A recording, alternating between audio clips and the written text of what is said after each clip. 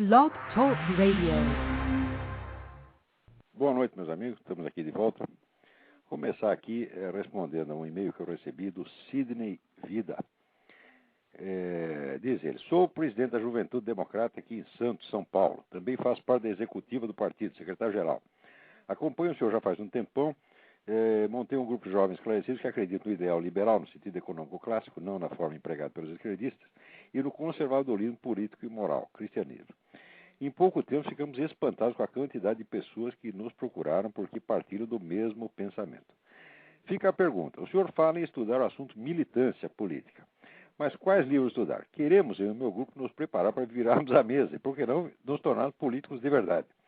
Será que o senhor pode nos ajudar explicando que tipos de estudo temos que fazer? Bom, muito bem, é claro que posso. Quer dizer, se eu dei a sugestão é porque eu mesmo estou em condição de atendê-la. O que não será possível é fazer isso totalmente dentro desse programa. Então, eu vou dar duas sugestões para você, Sidney.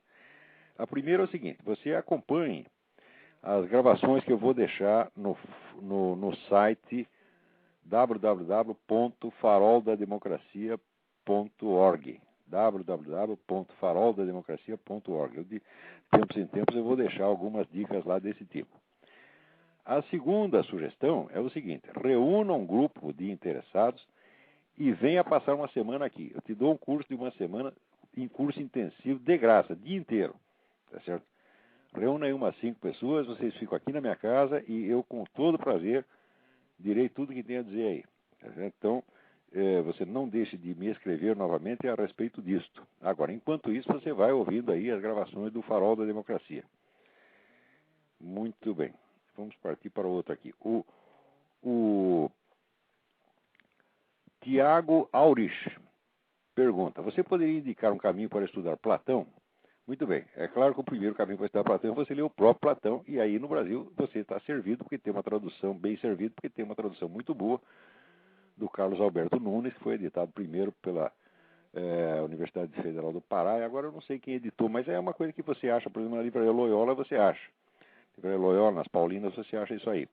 É a série inteira da obra de Platão, muitíssimo bem traduzido. Não é uma tradução perfeita, mas não é das piores que já houve no mundo.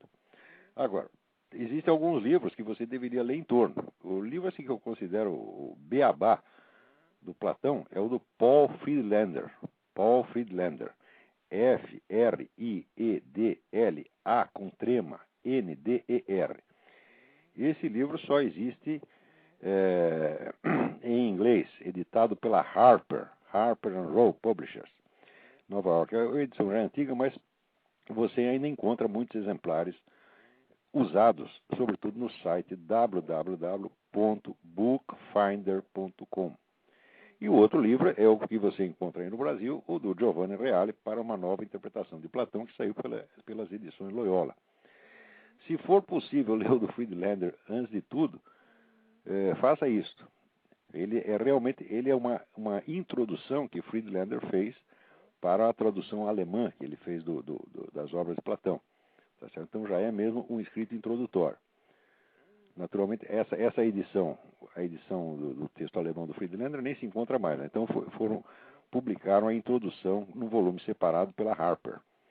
Então não deixe de ler isso se você puder. Isso é realmente uma obra-prima, sobretudo porque ele não fica só discutindo doutrinas, mas ele remonta até as experiências reais das quais Platão foi gradativamente obtendo a inspiração para a sua filosofia.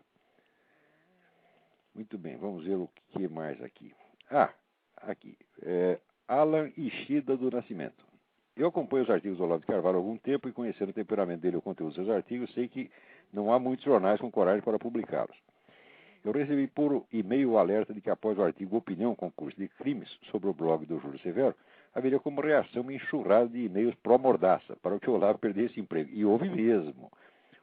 Daí eu já informo aqui o Cláudio que ele mandou um e-mail para o Jornal do Brasil protestando contra essa tentativa de calar minha boca.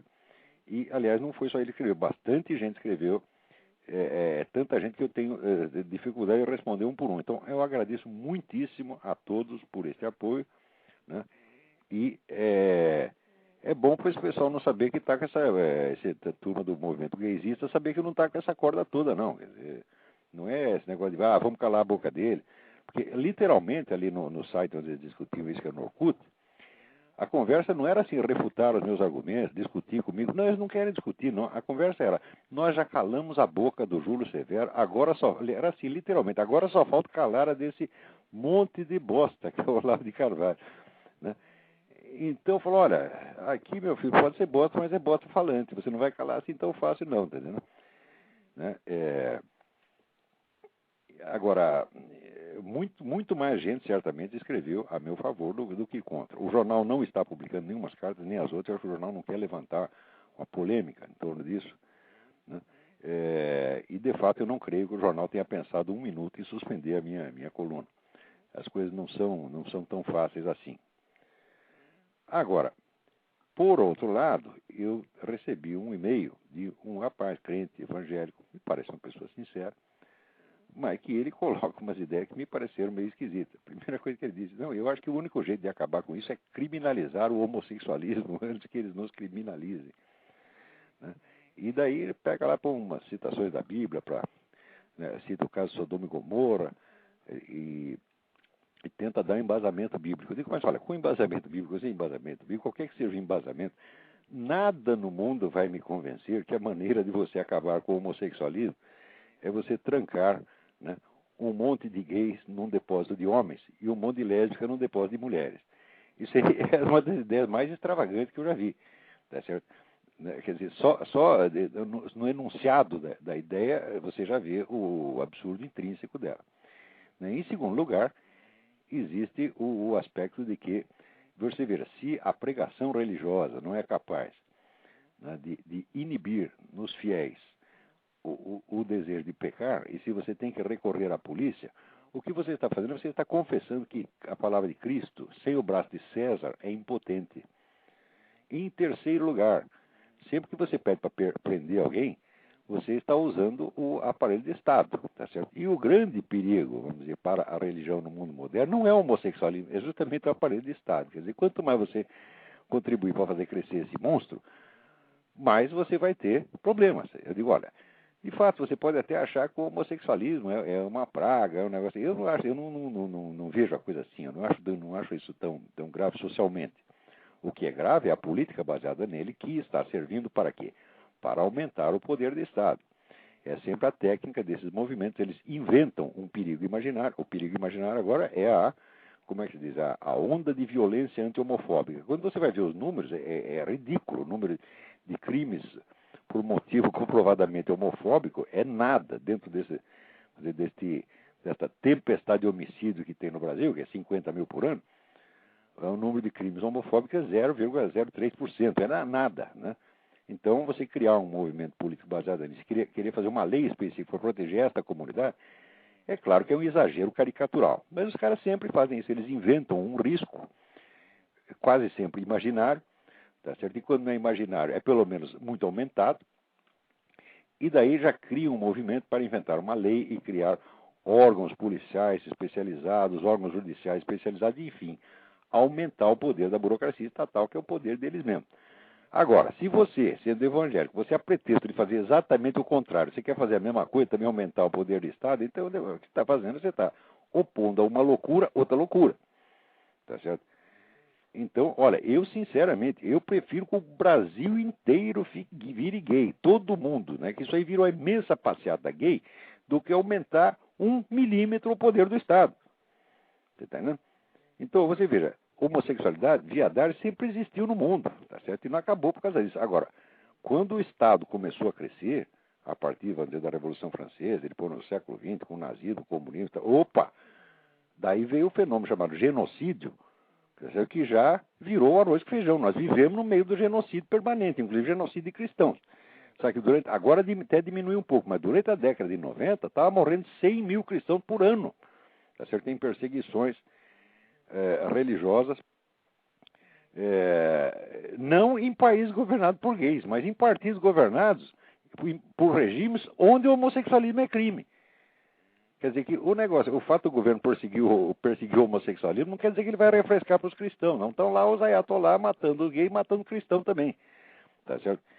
Então, quer dizer, você vê que o problema nunca é esse cristianismo versus homossexualismo. Você tá nivelando duas coisas que não estão no mesmo nível, entendeu? Existem muitos homossexuais que são cristãos. E não é que, e vamos dizer, e mesmo que você fique dando a vida inteira, você é pior que o Luiz Mota. O Luiz Mota deu para 500, está lá o homossexual cristão deu para 501, você está entendendo? O que importa não é que ele pare de dar, o que importa é que ele confie na promessa do nosso Senhor Jesus Cristo e peça ajuda e peça, como é que se peça diariamente para o Cristo. É só isso que importa. Se ele é viado, se é sadomasoquista ou se é maluco, isso não vem ao caso, você está entendendo? Você está aqui lutando para conquistar as almas das pessoas e não os seus traseiros, está entendendo? Então é esse que é o ponto, está entendendo? Então, não temos que combater o negro porque ele é gay, não. Nós temos que fazer com que o sujeito seja cristão. Eles perguntam, mas eu sou gay, sou homossexual. Falo, meu filho, eu não posso fazer nada, eu não sei como é que tira você desse negócio. E, portanto, eu não vou mandar você sair. Eu nunca mando ninguém fazer o que eu não sei fazer. Se você disser, como é que faz para o sujeito deixar de ser gay? Eu falo, eu não tenho a menor ideia.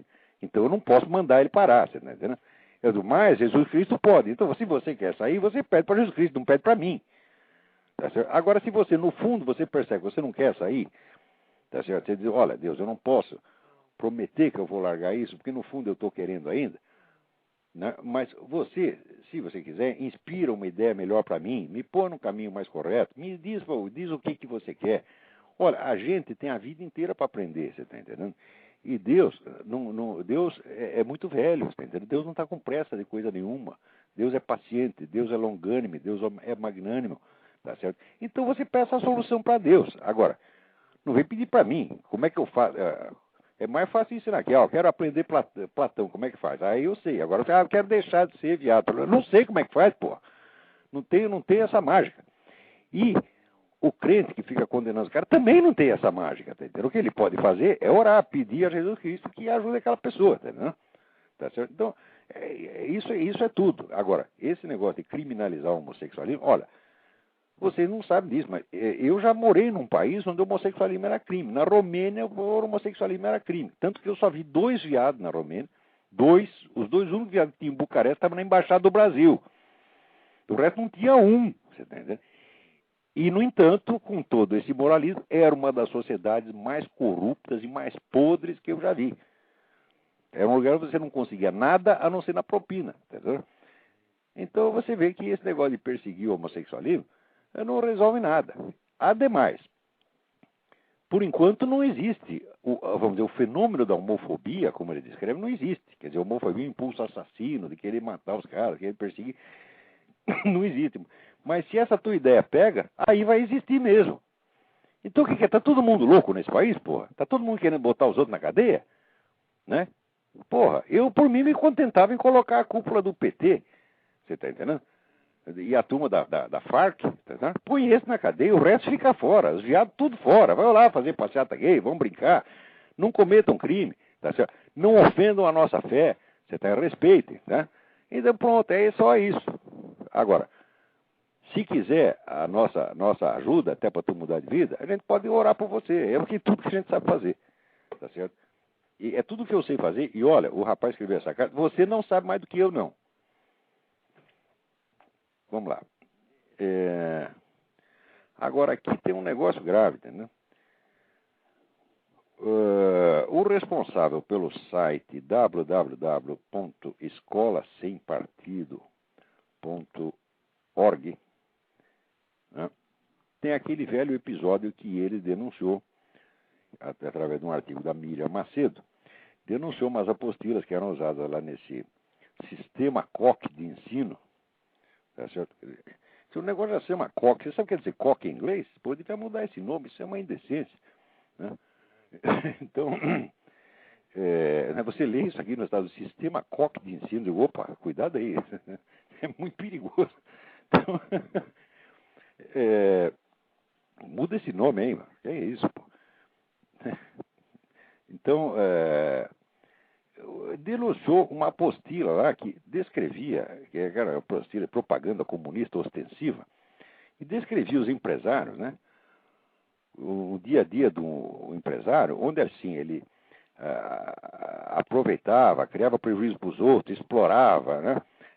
Trapaceava, depois ia atrair a mulher. Então, quer dizer, é um retrato medonho do empresário. Bom, eles denunciaram isso. Daí o que fez o cara do Sistema Coca? Foi lá e processou o Escola Sem Partido. Quer dizer, o dono desse negócio chama-se, como é? Chaim Zayer. Chaim Zayer. É o dono do Coque. Então, eu estou falando, muda esse nome, não consigo falar isso sem... Né? Ler isso aqui nos Estados Unidos é um negócio medonho. Então, o dono do Coque foi lá e processou o Escola Sem Partido. Olha, espera um pouquinho. Dentro da escola dele, ensina que os empresários são assim. Ele, Chaim Zayer, é pessoalmente um empresário. Então, quer dizer o seguinte, ele concorda com essa apostila e não quer que ninguém desminta. Então, quer dizer, o senhor, seu Chaim, o senhor está vendo nesse negócio o retrato do senhor mesmo. E o senhor não admite divergência. E o senhor diz que isso vai criar prejuízo, né? Prejuízo financeiro para a sua instituição. Quer dizer, o senhor prefere que as pessoas dentro da sua instituição xinguem o senhor mesmo? Diga que o senhor é trapaceiro, desde que o senhor não pare de ganhar dinheiro com isso? Quer dizer, que tipo de moralidade é a sua? Hã? O senhor prefere ser xingado, humilhado, caluniado, difamado, tá certo? Para não parar de ganhar dinheiro, olha, o dinheiro é importante, mas não é tão importante assim. O senhor deve cuidar primeiro da sua honra.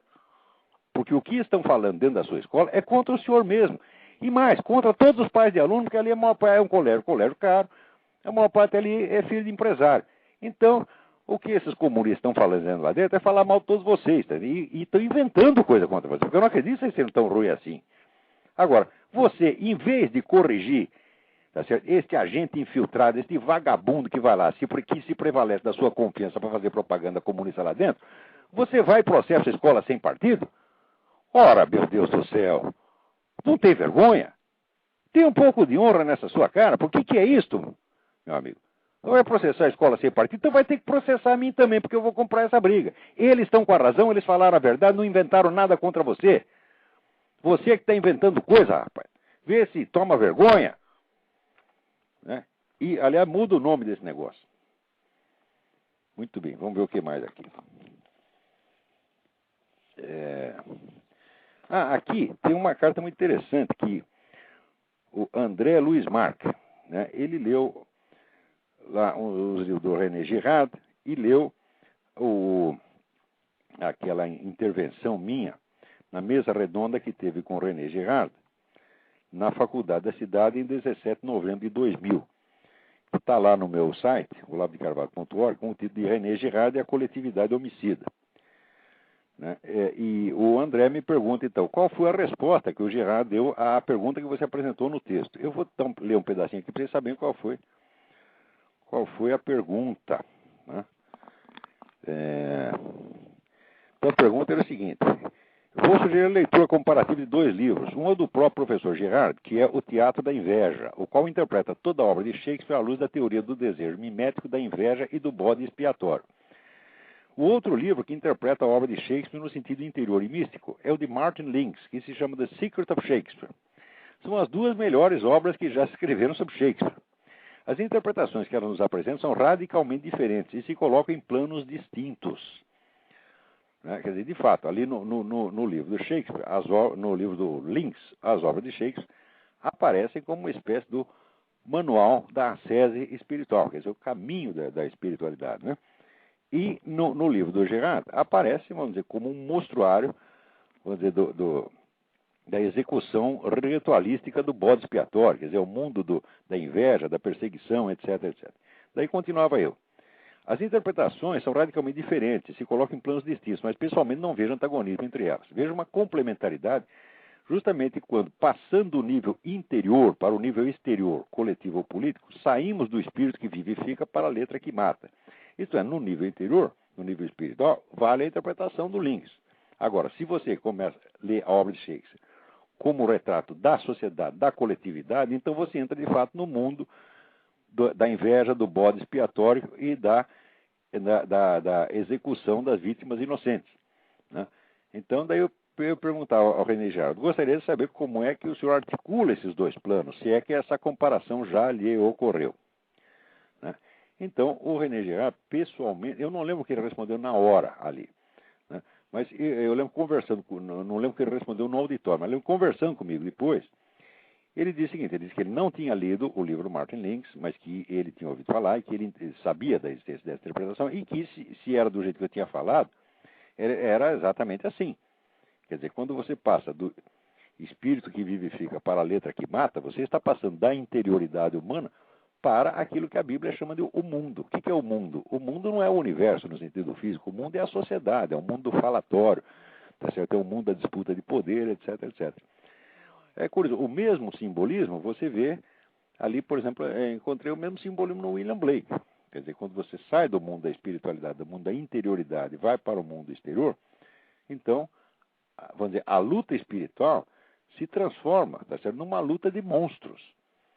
Né? Então, ele ali no comentário a Job, ele diz, olha, os monstros Leviatã e Behemoth é um monstro infiel, Leviatã é um monstro infiel, e Behemoth é um monstro fiel, mas os dois são monstros, então, cuidado, tá certo?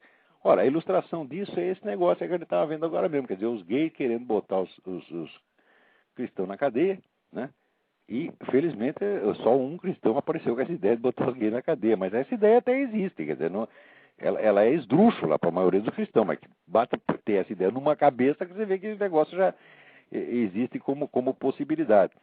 Então, e existem sociedades que de fato fazem isso. Botam os gays na cadeia e até matam. Só que agora a coisa mais engraçada que eu acho é o seguinte, né? No Irã, na Arábia Saudita, etc., os caras pegam os gays e às vezes condenam à morte, né? Outro dia mesmo apareceu ali, mais uma leva condenada à morte, uns por adultério, outros por gaysice.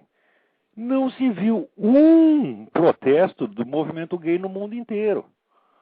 Alguém reclamou? Não, não reclama. Eles reclamam se você faz uma piadinha. Agora, se no mundo islâmico mata, eles não ligam. Por quê? Porque o movimento gay faz parte da esquerda. Então a história de que ele quer proteger o homossexual é mentira. Ele só quer aumentar o poder dos movimentos da esquerda. Como o movimento da esquerda está aliado no momento aos radicais islâmicos, então o radical islâmico pode matar quanto gay queira que ninguém vai falar nada. Exatamente como acontece também na Cuba de Fidel Castro. Quer dizer, que é o país da América Latina que mais persegue gay, o homossexualismo lá é realmente caso de polícia, as pessoas vão para cadeia, tá certo? Eu já li entrevistas absolutamente desesperadas de gay cubano e travesti de rua, dizendo que é uma situação desesperadora. Aliás, quando o nego pega a AIDS, ele é trancafiado vamos dizer, no isolamento e nunca mais pode sair. E, no entanto, quando fizeram um documentário sobre isso e foram passar no Festival de Filme Gay em Nova York, o que o movimento gay fez? Não deixou passar. Você está entendendo? Então, essa história de quer proteger gay é uma conversa. Vocês são uns hipócritas, mentirosos, vagabundos, filhos da puta, isso que vocês são. Tá certo? Quando é o comunista que está matando gay, vocês acham bonito. Tá certo? Ora, porra, vai querer me enganar a mim? Né? Então, bom, vamos lá. Agora, eu estou vendo aqui um artigo que saiu aqui na Folha de São Paulo, tinha que ser na Folha, né? Falando mal desse movimento Cansei, os neocansados. Né? Eu já digo a vocês o que eu acho desse movimento, mas veja, a objeção que o autor, Vinícius Estopa, Brigueiro, gostei do nome, seu Estopa, diz assim: empresários e mauricinhos paulistas acostumados a restaurantes na rua Amauri, Vila Nova Conceição, com suas adegas climatizadas, contas surreais de garçons e serviços, finalmente se dizem cansados da impunidade, do descaso e das balas perdidas. Eu, ora, porra, mas não é empresário e mauricinho que vive aí puxando o saco do PT, porra? Se não fosse empresário e mauricinho, o PT não seria nada. Agora, você fica querendo transmitir, vamos dizer, esta imagem estereotipada de classe, de que os inimigos do PT são a classe alta paulista. Então a classe alta paulista toda votou no PT, pô. Você não conhece Marta Suplicy? Ô, caralho. Quer dizer, quanto precisa ter paciência com essa gente? Quer dizer, vocês são mentirosos até a medula, vocês só vivem de estereótipo. É o mundo da imagem. Tudo que você quer é o seguinte: ter uma imagem bonita para você e pregar uma imagem feia no outro. Se é verdadeiro ou não, não lhe interessa, né? Mas que coisa mais feia. Bom, agora, quanto ao movimento em si, eu vou dizer para vocês, eu acho assim, uma coisa muito grave o que está acontecendo no Brasil, que está pipocando para tudo quanto é lado, movimento de protesto contra, né, o caos aéreo, contra a corrupção, etc. Todos esses movimentos se dizem apolíticos e suprapartidários. Quer dizer, politicamente eles são absolutamente inofensivos. Eles não têm um projeto político, não têm uma estratégia, não têm um projeto de poder, não têm nada. Eles não ousam ter uma posição política, porque ter uma posição política é feio. Tá certo? É falta de educação. Quando não é posição política esquerdista, é feio. Então eles são todos apolíticos. Então, se não há um projeto político por trás dessas manifestações, essa manifestação não serve para absolutamente nada. Tá certo? Aliás, elas servem só para mostrar a subserviência, porque é aquele negócio, as pessoas vão lá não para protestar contra quem está no governo, mas para pedir providências às autoridades, que são os próprios caras contra quem elas estão protestando. Então, literalmente, estão pedindo socorro ao bandido, em primeiro lugar. Em segundo, como não estão ligados a um projeto de poder, elas não oferecem perigo nenhum para o esquema petista, mas elas oferecem um perigo medonho para elas mesmas e para todos nós. Por quê? Você não está concorrendo politicamente com as forças de esquerda que nos dominam, mas você está lá protestando e reclamando, tá certo? E tem até bastante gente, você cria assim, um certo movimento de massa, o movimento de massa não tem meta política alguma, então para que ele serve? Ele serve para o esquema petista apontar isso ao restante da população como exemplo de golpe em preparação. Começa a gritar muito contra o PT sem um projeto político, tá certo? Então o que ele faz? Imediatamente essa sua gritaria é inserida no projeto político do próprio esquema petista, seus burros. Porra, então vocês estão servindo lá de isca para o governo dizer, olha um golpe em preparação. Ainda vai esse homem do STM, que é um senhor de idade, eu não vou falar mal dele, general Olímpio, não sei das quantas, né? E ele diz assim, se alguém se perpetuar no poder, as Forças Armadas estarão vigilantes e farão alguma coisa. O que o governo no dia seguinte faz? Ameaça de golpe. Está aqui uma besta desse Celso Lungaretti, né, escrevendo aqui, dizendo que é ameaça de golpe. Por todo lugar veio pipocar ameaças de golpe. Eu digo, peraí, o sujeito diz que se alguém se perpetuar no poder, quer dizer que se alguém der um golpe, haverá um contragolpe. Aliás, um contragolpe que é obrigatório. As Forças Armadas têm obrigação de intervir. Se alguém violando a Constituição se perpetua no poder, e a Força Armada tira de lá, não é golpe nenhum. Essa é a obrigação constitucional dela. E, ademais, o general falou em tese, né?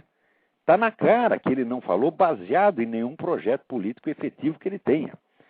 Então, essas manifestações anárquicas, descoordenadas, sem estratégia, sem um esquema de poder por trás, sem um plano de poder, elas servem só para dar pretexto ao PT para dizer essa loucura de que tem um golpe em preparação. O único golpe que tem é o golpe do PT. Vocês não estão vendo? Vocês são cegos, porra.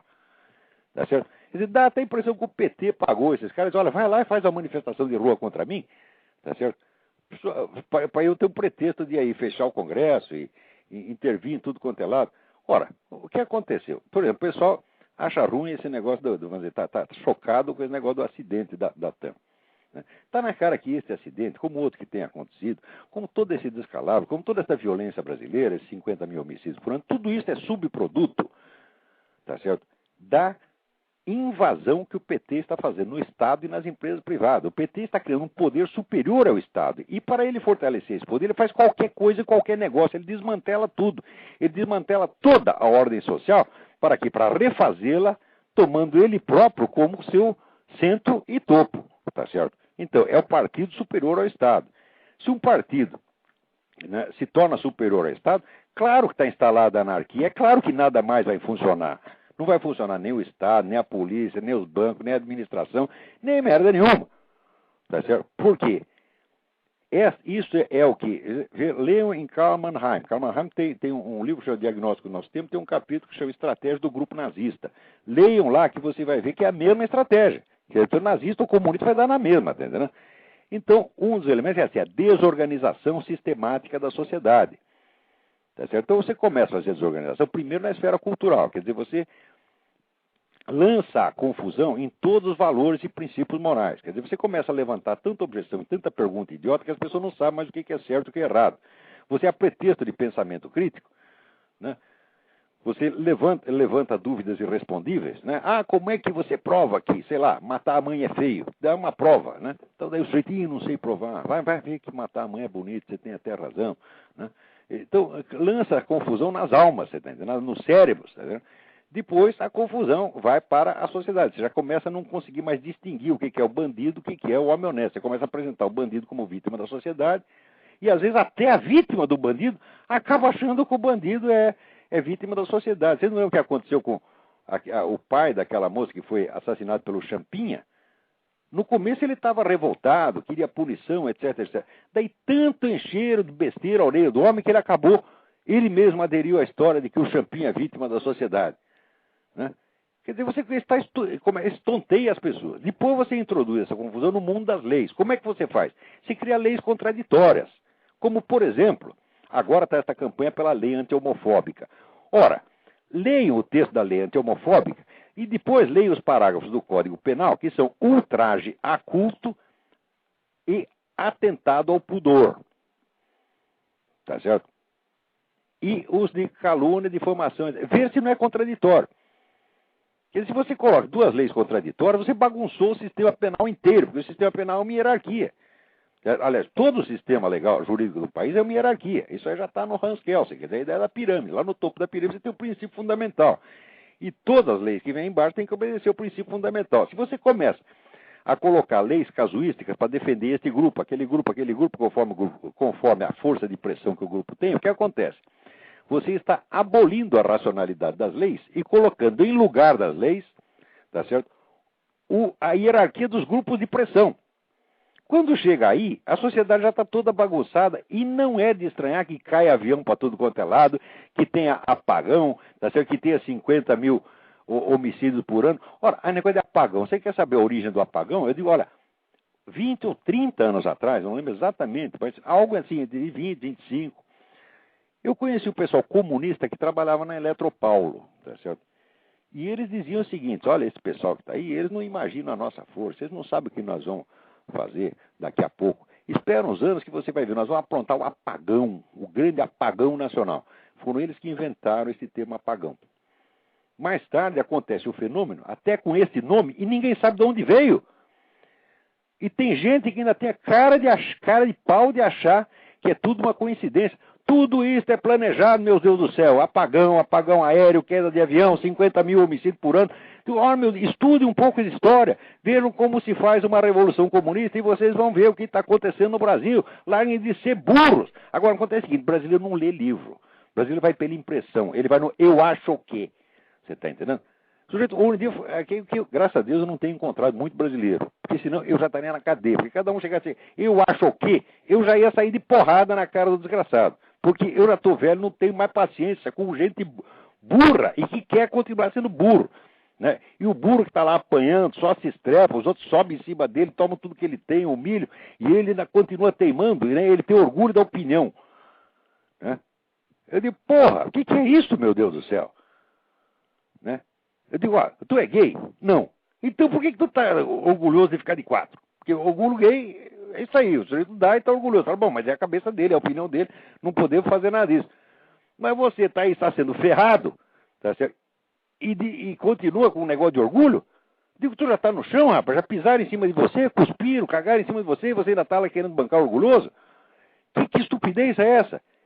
Seja um pouco humilde, aprende com quem estudou, tá certo? Lê os livros que eu estou te falando, tá certo? Ora, meu Deus do céu, esse negócio de comunismo, eu estudo esta coisa, vai fazer 40 anos. Tudo isso está acontecendo no Brasil, é um filme que eu já vi, eu já sei quem mora no fim. Tá certo? Porque todas as revoluções comunistas são feitas assim. Agora, hoje tem umas diferenças específicas. Quer dizer que a economia do mundo mudou muito, a estratégia do movimento comunista também mudou muito. Né? Então, hoje, mais do que nunca, vigora o princípio inicial de Karl Marx de que você não pode fazer a socialização dos meios de produção do dia para a noite. Tem que ser um processo lento, gradual e de muitas gerações, no qual vai haver uma transferência de poder, tá certo? Gradativo e quase insensível. Ora, como é que se faz essa transferência de poder? Por exemplo, você já ouviu falar de fundos de pensão? Fundo de pensão é um instrumento político poderoso, mediante o qual a militância, e sobretudo a elite militante, tá certo? Vai tomando as empresas desde dentro. Vamos tomar o Globo. Quem é o presidente do Globo? É o Felipe Arstu, que é um terrorista aposentado. Como é que ele fez? Né? Vai comprando ação, junta um grupo, vai comprando ação, daqui a pouco a empresa é dos comunistas mesmo, porra. Né? Então, isto mostra para vocês que o problema da socialização dos meios de produção não é a essência do movimento socialista, a essência é a transferência de poder político, tá certo? Da classe proprietária, da antiga burguesia, para a intelectualidade ativista. Se vai ou não vai socializar os meios de produção, isso nós deixamos para decidir depois, nós vamos ver se é vantagem. Tá entendendo? Talvez nem socialize nunca. Tá entendendo? Quer dizer, eles querem fazer o capitalismo, não precisa nem fazer o socialismo, basta fazer o capitalismo deles, que é um capitalismo controlado, tá? Não só pelo Estado, mas por esses grupos de pressão comunista, eles ficam até contentinhos com o capitalismo e nem querem mais acabar com ele. Quer dizer, o problema do comunismo não é um problema econômico, meu Deus do céu. É um problema de poder político, de liquidação das liberdades públicas, de opressão generalizada e, sobretudo, de mentira e loucura para tudo quanto é lado. Tá certo? Agora, você pega esse empresariado brasileiro, o que é empresariado brasileiro? Tá assim, olha, o sujeito está ganhando dinheiro, mas ele está ganhando dinheiro, mas está lá ajudando o PT, que por sua vez está ajudando as Farc, e você chega para o empresário e diz, meu filho, você está ganhando dinheiro em cima da desgraça de um país inteiro. O que qualquer um responde? Ele diz, eu estou cagando para o país. Todos pensam assim. E acham, só que é o seguinte, quantas pessoas, até onde um país aguenta ter uma classe empresarial assim? Se todos pensam assim, o país vai para o buraco e eles vão para o buraco junto.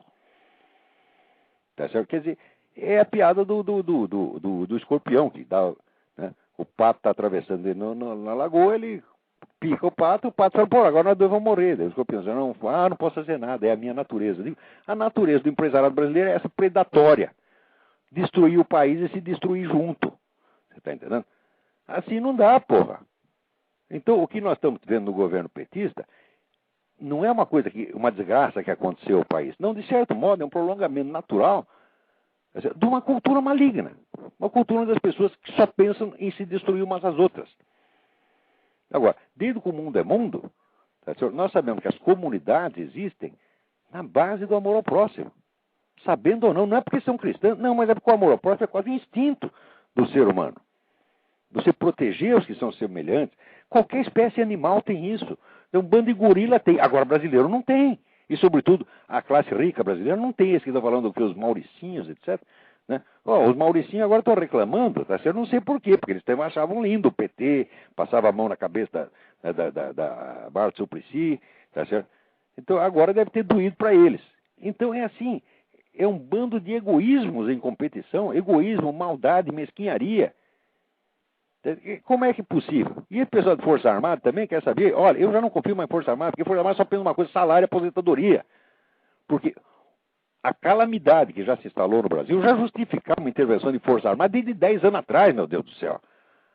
E depois, essa cambada, assim, ficaram brabinhos, por quê? Porque o FHC diminuiu o dinheiro deles. O que eles fizeram? Tudo votaram no PT. Eu estava lá no Clube da Aeronáutica no dia que o Lula foi lá falar e tinha 700 oficiais das Forças Armadas se babando de admiração por Lula, agora ficam reclamando? Você não tem vergonha nessas suas caras? Quer dizer, fardado ou civil, brasileiro é brasileiro. E isso é uma cultura doente, é uma cultura baseada em maus sentimentos. É isso que nós temos que corrigir. Você está entendendo? O brasileiro tem que começar a corrigir a sua cultura, a sua moralidade. Não adianta querer corrigir a política, pô. A política é a periferia da vida social. O coração da vida social é a religião, a moral, a cultura, os símbolos, a imaginação, os sentimentos que as pessoas têm. É aí que tem que começar a agir. É aí que tem que consertar o Brasil. O Brasil está doente aí, não é em Brasília que ele está doente, não. Quer dizer, a política do PT me parece, na verdade, uma expressão muito legítima da cultura nacional. Peraí, tem alguém na linha. Vamos lá. Olá, alô? Quem é? Boa noite, Olavo. Tudo bem? Meu nome é Fernando. É o Fernando. Fernando, tudo bem?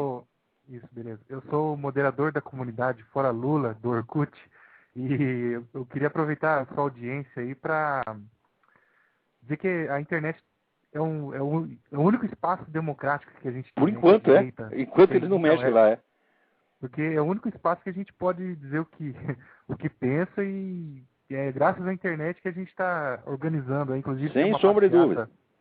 Agora é o seguinte, eu sou inteiramente a favor do fora Lula. Agora não é fora Lula. Fora Lula, fora o PT inteiro, fora a esquerda revolucionária inteira. Não adianta tirar Lula, tem que tirar um negócio chamado Foro de São Paulo. Sim, a nossa comunidade prega exatamente isso, que é fora a esquerda em geral, né? É isso mesmo. Não é esquerda não. Se existir esquerda democrática, se provar que é esquerda democrática, porque existe até isso. Você está entendendo? Mas esquerda democrática é aquela que não aceita o Foro de São Paulo. Tem alguém na esquerda que é contra o Foro de São Paulo? Não tem. Então são todos revolucionários. Sim. Eu queria perguntar para você se você conhece algumas outras manifestações aí que nós temos aí, por exemplo, o programa Visão Livre, que é apresentado pelo Itamar, tem no YouTube. Não sei se você conhece. Não, o Itamar? Itamar. E ele apresenta um programa chamado Visão Livre. Olha, o Itamar é o seguinte, o Itamar é um homem honesto, ele nunca roubou sequer uma lata de sardinhas, uma caixa de fósforo, tá entendendo? Mas eu acho que o Itamar sempre foi feito de trouxa pela esquerda e vai ser feito de trouxa mais uma vez. Você está entendendo? Se ele viesse falar comigo, eu recomendaria, cuidado, presidente, cuidado, o senhor não é tão esperto quanto eles. Não, Olavo, eu estou falando do programa Visão Livre.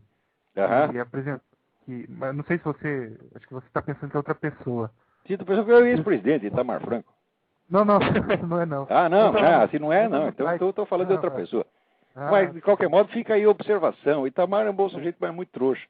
Vamos lá. Mas entra no... Eu queria convidar os ouvintes aí, você também, para entrar no site visãolivre.com.br. É um programa também, a gente desce o porrete na esquerda.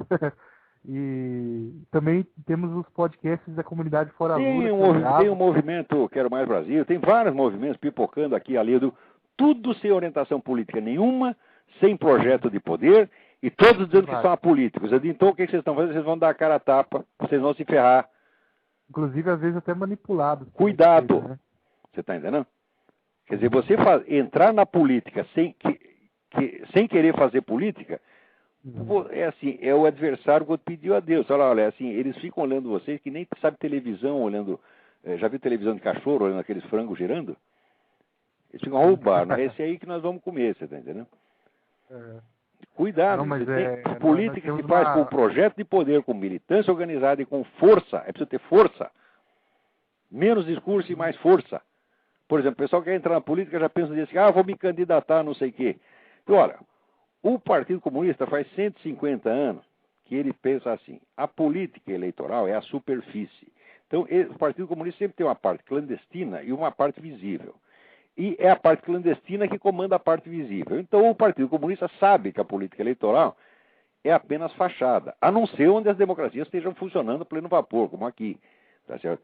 Mas numa situação como a brasileira e na América Latina, a política eleitoral não tem importância nenhuma. Quer dizer, mais vale você ter uma militância organizada e firme e você ter 15% do eleitorado, como o PT ficou durante 30 anos, tá certo? Você consolida o seu poder de militância, aí sim.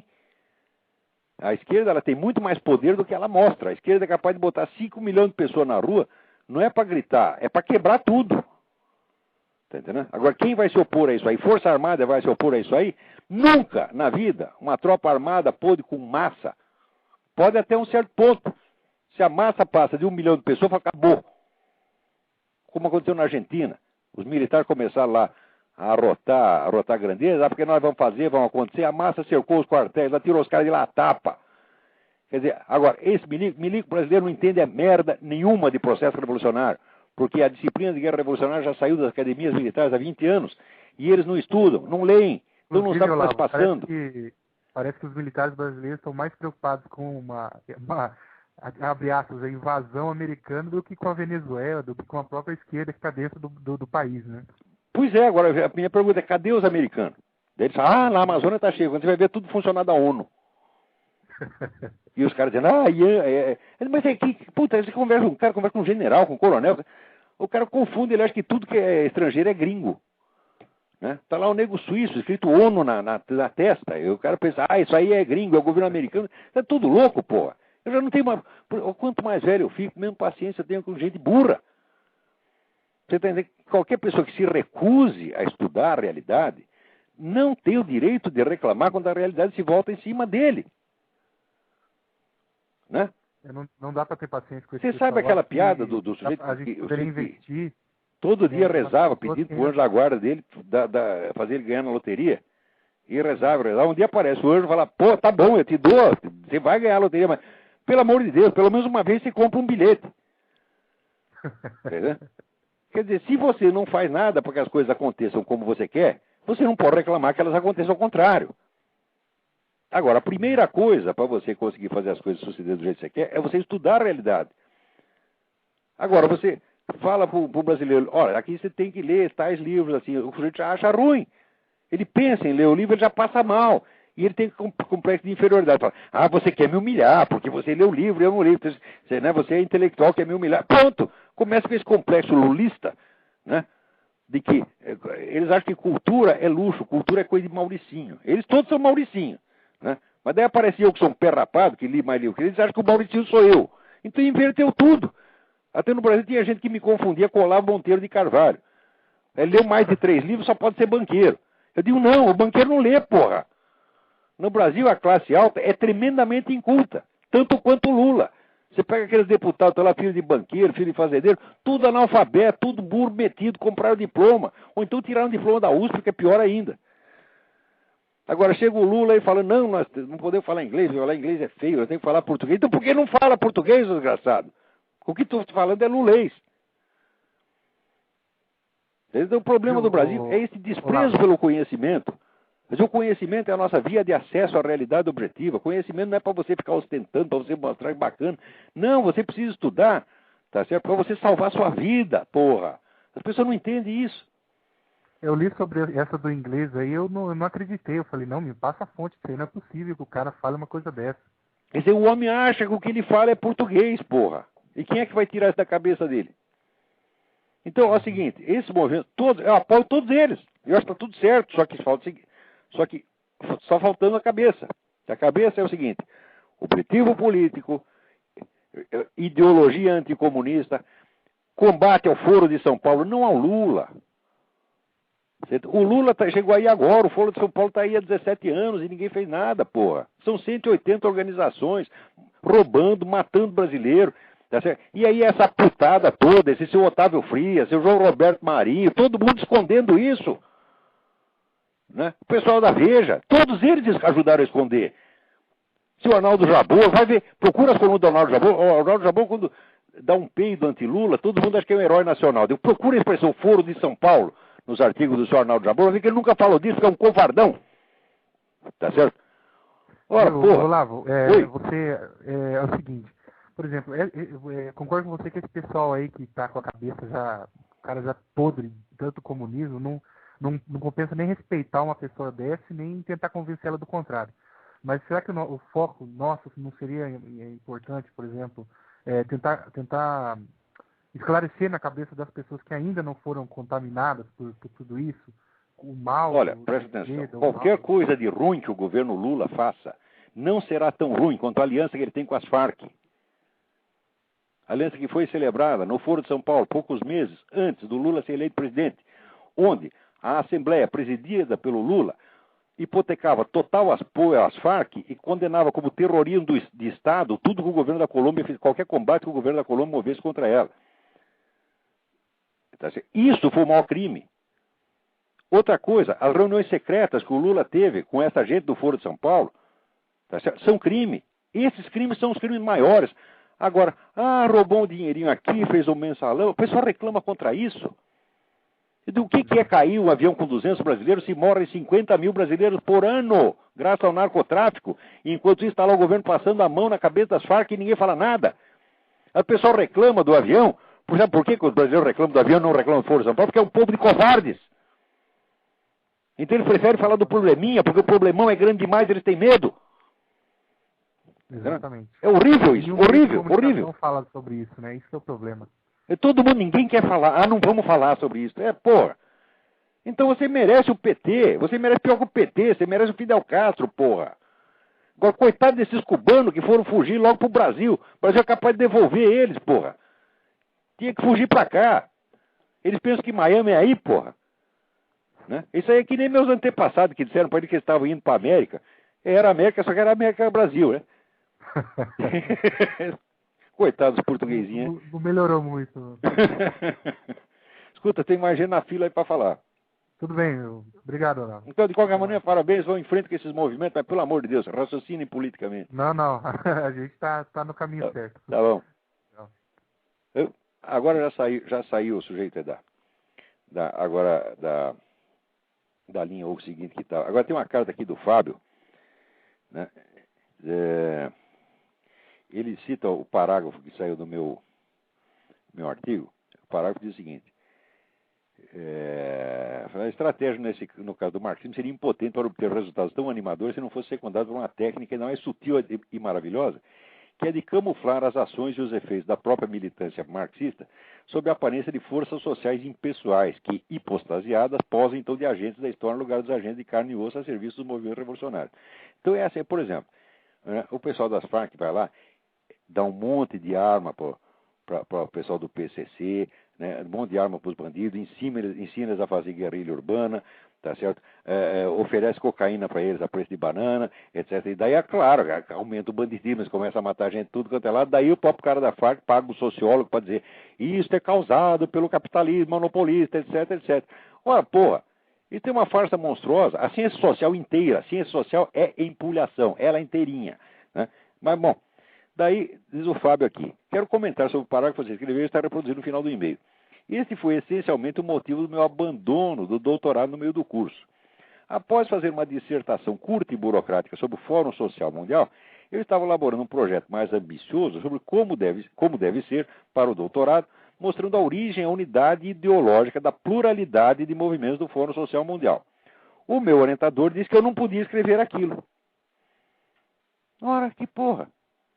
Quer dizer, é claro, o Fórum Social Mundial tem uma origem única, sim, é tudo coordenado. Não é uma coisa espontânea, não é um aglomerado de movimentos que foram se juntando, não, eles têm toda a mesma origem. O Fábio está montado na razão. Só que, nas ciências sociais, é proibido você mostrar a ação humana de um grupo estratégico. Você tem que fazer de conta que tudo apareceu da espontaneidade social, dos conflitos de classe, etc, etc.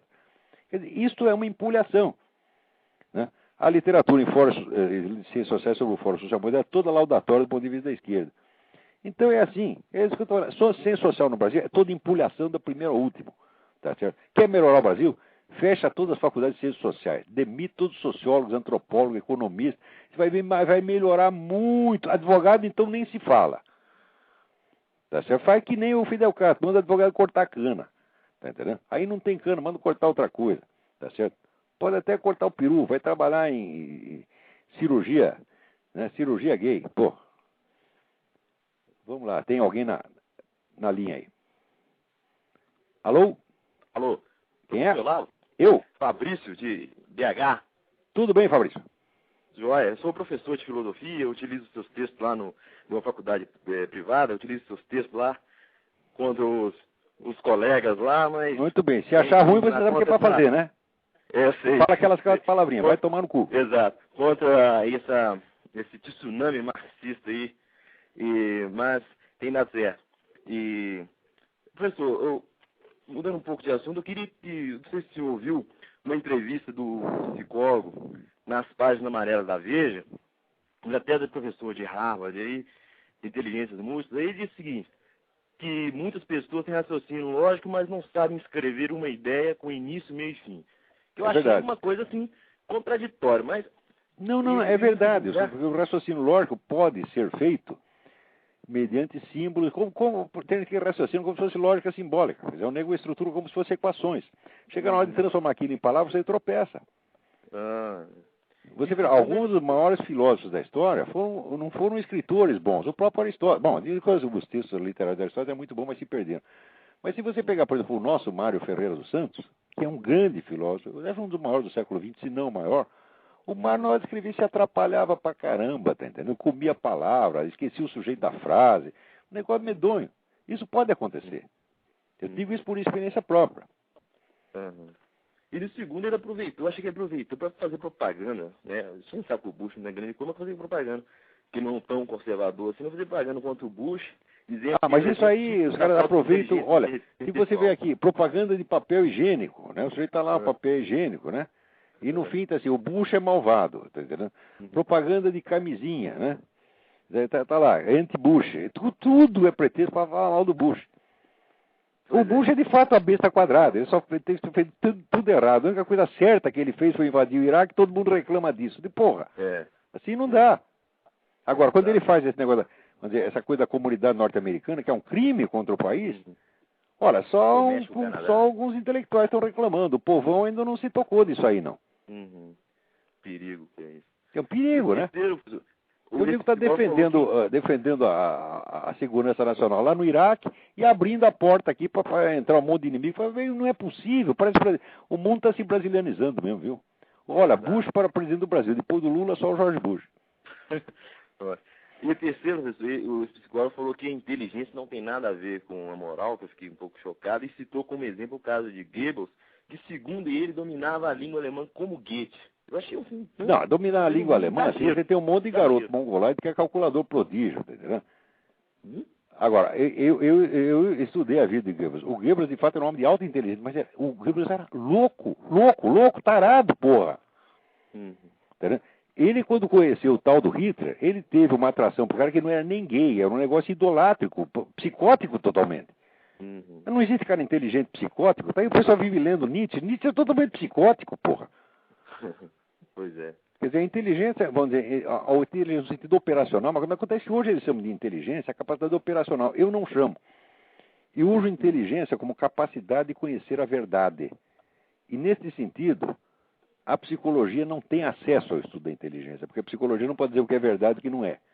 Então você estudar inteligência fazendo abstração do fenômeno verdade já é uma loucura. Mas não estou dizendo para você, ciência social é tudo empulhação. E a psicologia inteira é uma empulhação. Tá? Pois é. E os gregos já sabiam disso há muito tempo, né, professor? Olha, você veja,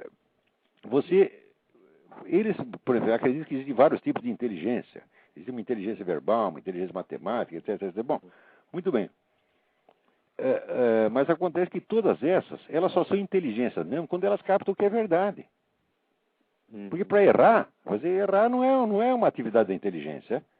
É uma atividade apenas da função de que ela se serve, que pode ser a imaginação, pode ser o raciocínio lógico, etc. O raciocínio lógico pode errar tanto quanto a imaginação pode errar. Está entendendo? Tanto quanto a consciência moral pode errar, todas são funções. Agora os caras confundem em função com a inteligência mesmo. Procura um texto meu que está na minha página, que chama Inteligência, Verdade e Certeza. Eu estou explicando exatamente isso. Os caras falam, eles não têm mais ideia do que é inteligência, meu Deus do céu. Eles confundem inteligência com as funções que de que a inteligência serve. Quer dizer, não tem capacidade abstrativa para perceber que existe uma função cognitiva mais alta que abarca todas essas. Tá entendendo? Beletrismo puro, né? Beletrismo. Olha, Harvard está virando uma espécie de USP. Harvard está virando escolinha do MST, só que é mais caro, tá entendendo? Ó, Harvard é o grande responsável por esse descalabro jurídico que tem aqui. Que juiz legisla, tá entendendo? A Suprema Corte inventa a lei. Tudo isso saiu de Harvard. Agora o pessoal fala Harvard de boca cheia. Harvard tanto é merda que o Mangabeira Unger foi professor lá, porra. Exato. Então tem que parar com esse negócio. Quer dizer, uma universidade vale pelo que ela efetivamente cria e produz. Agora, quem é o grande cérebro do Harvard? John Rawls. Rawls é uma besta quadrada, porra. Aquele livro do John Rawls, assim, eu acabo aqui em 3 páginas. Eu não tive tempo para escrever ainda. É que nem o tal do Rorty. Eu digo, olha, a filosofia do Rorty, ela pode ser totalmente destruída em 2 páginas, porque aquilo é um nonsense. Você pega o nonsense central, o resto tudo desmonta. Eu me lembro que quando eu estava na faculdade, eu estava na UFMG, de Belo Horizonte, aí o Rorty veio para cá, e eu me lembro que tinha aula de Aristóteles, ética unicômica, eu assisti o Rorty. Eu dou graças a Deus por ter ficado na aula de Aristóteles. Mas claro. A palestra dele. Claro. O Rorty dizem que ele era muito bom sujeito, muito amável, etc. Mas todo vigarista é, né? Professor, então, eu prefiro nele que xinga. O Mário Ferreira dos Santos, você está entendendo?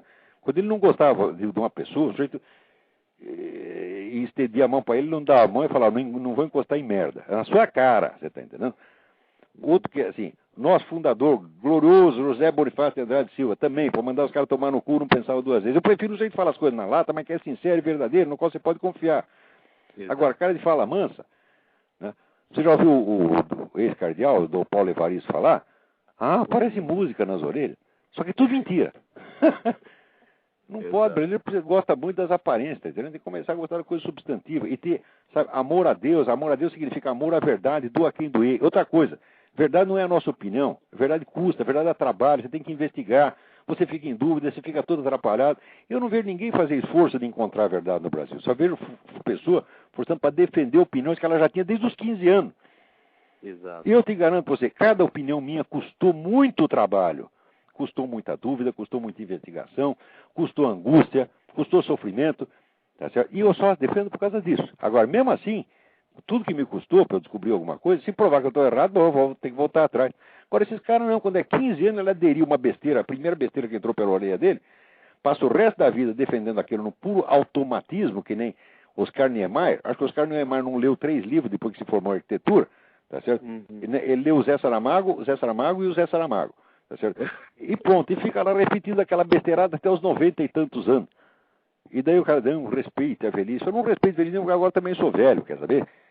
E um velho para mandar outro velho tomar no cu, eu falo, grande novidade. Eu me lembro até que humildemente, na faculdade eu já dizia que eu até gostava muito de Nietzsche, né? Eu ser um sedutor e tudo, mas aí eu comecei a fazer a virada e vi que o Nietzsche era o grande responsável, assim, que muitos marxistas iam utilizar Nietzsche. Eu falava isso, eu ainda não tinha lido os seus textos, eu falava que por esse combate que ele fazia contra a moral, né, conservadora, cristã e judaica, e o Nietzsche ir de instrumento para os marxistas. Pois é claro. Eu O vejo Nietzsche caiu assim de mão beijada para isso, foi uma maravilha o Nietzsche, né? Exato. E hoje eu vejo assim... Agora aqui, se eu te interromper, nós não temos mais tempo. Falta 20 segundos para acabar o nosso programa. Pois é, esses best-sellers sobre o Nietzsche aí, o que o senhor acha que está saindo aí quando o Nietzsche chorou, essas coisas assim? Nietzsche é filósofo adolescente, porra. Nietzsche é a revista Playboy da filosofia. É atraente por nego trancar no banheiro e ficar, sabe, né? Pô, Nietzsche é uma masturbação mental, porra. E de vez em quando ele tem uma sacação, uma ou outra, assim, psicológica, muito interessante. Mas não passa disso. Não passa disso. Não passa do... Não sei, com algum talento psicológico, talento verbal fora do comum. Tá certo?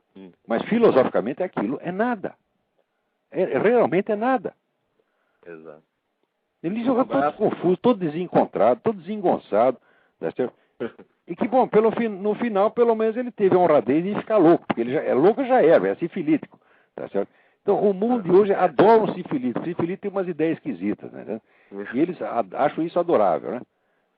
Quer dizer, esse é um louco que se prosterna diante de outro louco. Exato. Professor, um abraço. Um abraço, tudo de bom. Ora, então, até a semana que vem. Muito obrigado a todos. Ficou faltando aqui um monte de e-mail, mas não deu. Muito obrigado a todos. Tchau, tchau. Obrigado.